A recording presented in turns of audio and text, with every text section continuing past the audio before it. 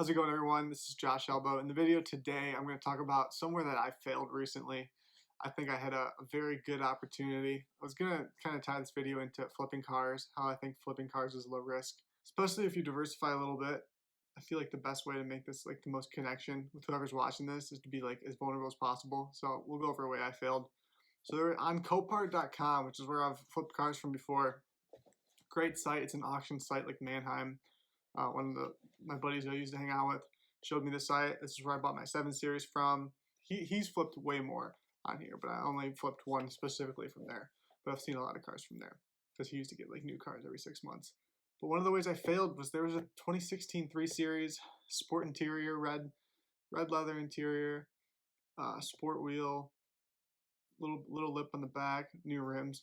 I think it was worth anywhere from 20 to 23K. It was the bid on it was like 8.5. You have to pay dealer fees to Copart when you buy a car, and that's where I almost lost money. I didn't almost lose money on the first one, but that's something I didn't pay attention to that I should have. That I learned when I did my first deal with it. Also, there's any fees associated with if you don't have a dealer's license, you have to pay taxes on the car, as well as the taxes and the tag fees to get a plate on it.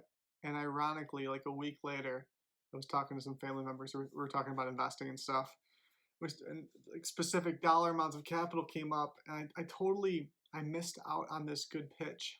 And when you listen to Warren Buffett talk about investing, he goes, you don't have to swing every pitch, which is the beauty of it, which is why investing is so low risk. So I guess one of the things I'll talk about is I think flipping cars is low risk because of the utility value. Same way I had utility value when I was flipping hoverboards in college, same way I had utility value when I flipped a car, the same way that I had utility value when I flipped a 7 Series, I can use the actual asset. So let's say it doesn't sell for 6 months. Let's say it doesn't sell for however long. Same with the hoverboards, same with the cars, same with the watches. If you can pick assets, I call them assets like this because they're not assets. Assets are things that cash flow. In accounting terms, these are hard assets because you can call them PP&E. However, from a wealth building standpoint, these aren't assets because they don't cash flow. They don't bring in income. They cost money going out. So we're going to call them, quote, assets for the simplicity of this video. What I like about these types of things, though, is that whether it's a watch, if I liked watches, or it's a BMW when I like BMWs, or it's a hoverboard when I like those cool toys, or whatever the case may be, there's options I can go over. I can use these specific things in my life while I hold them before I sell them. So like the Xboxes and the PS4s, if I was playing video games, if I was into playing video games, I could use the Xbox and the PS4s in the meantime, which I did a couple years ago, use them, and then still sell them for a profit.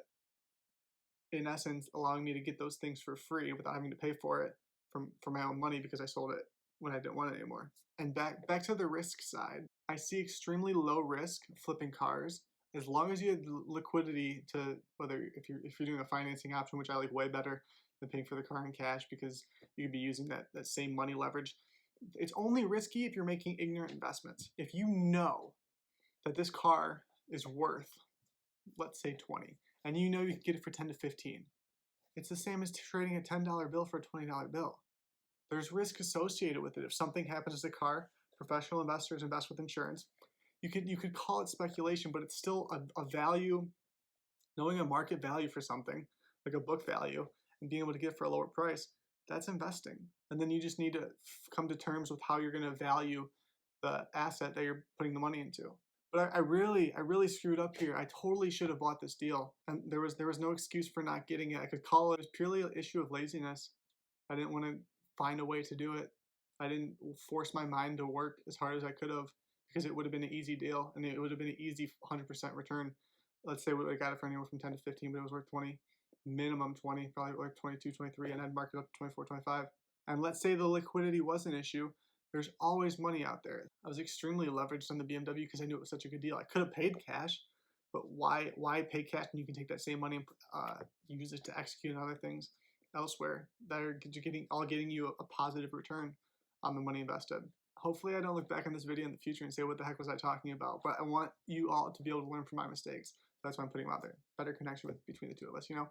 The biggest lesson I think we can all take away from this video: use your mind, don't be lazy. When you see a deal, find a way to get it done. If it's a good deal, like if the investment's there, there's no reason to not use, whether it's debt financing, whatever the case may be, but find a way to get it done.